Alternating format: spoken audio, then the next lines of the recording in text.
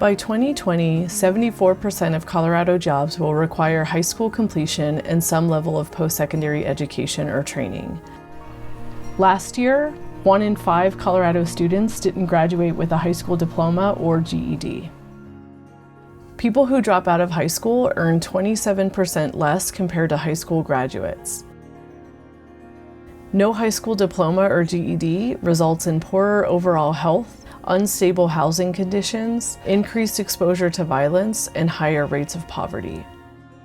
My name is Diego Nicholas Villarreal. I'm 18 and I graduated from North Engagement Center. I came into contact with CYC when I caught my second case. I first came into contact with Diego's mother through the outreach process. I made a phone call to his mom and his mom was like, yeah, I have a son, his name is Diego. He's currently on probation and I would really like him to get back into school. And so I was like, great, when can I meet him? She's like, you can meet him today. And he was actually the first student that I ever re-engaged. He was my first kid. When I pulled up, I was like, where am I at? Because it was a motel. So I called the number again and mom's like, yeah, we're here, we're in this unit. So I walk up to the unit and there's other people staying in these motels and he's just sitting there like, who is this guy? I'm 6'5", I'm walking in the room. He's like, is he a probation officer? Who's this guy, right? And I'm like, hey, what's up? My name is Joe. I work for CYC. And I wanted to talk to you a little bit more about getting you back into school, man, so that you can get your diploma. And he was like, okay, yeah, let's talk. And I remember sitting down and looking around the room, and you could tell he was coming from a very hard situation. There were bunk beds in the living room. He had four siblings just sleeping in the living room. He stayed on a cot around the corner. There was a kitchen 2 feet away. Very cramped living situation. My family life, I don't really got that much of a family. Like, we're all kind of separated and do our own thing.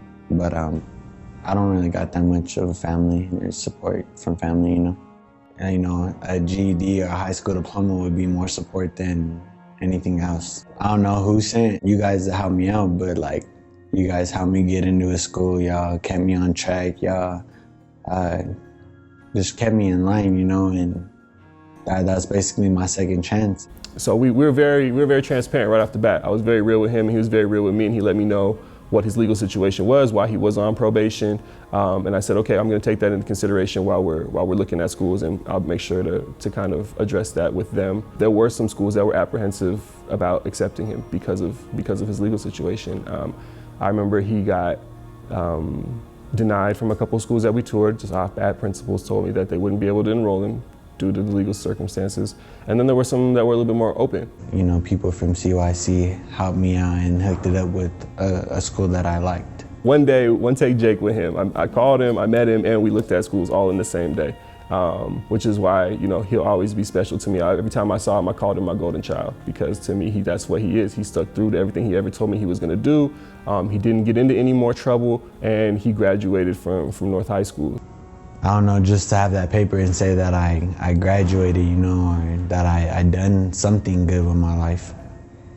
It was just like a second chance at life. So once you get that second chance at life, you better take it, or it's just gonna pass you up and you're gonna end up in a worse place. As I graduate this week, I don't know, just see my mom smile. I'm just her first kid graduating on time with a diploma too. That's a big thing, and that just puts a smile on her face,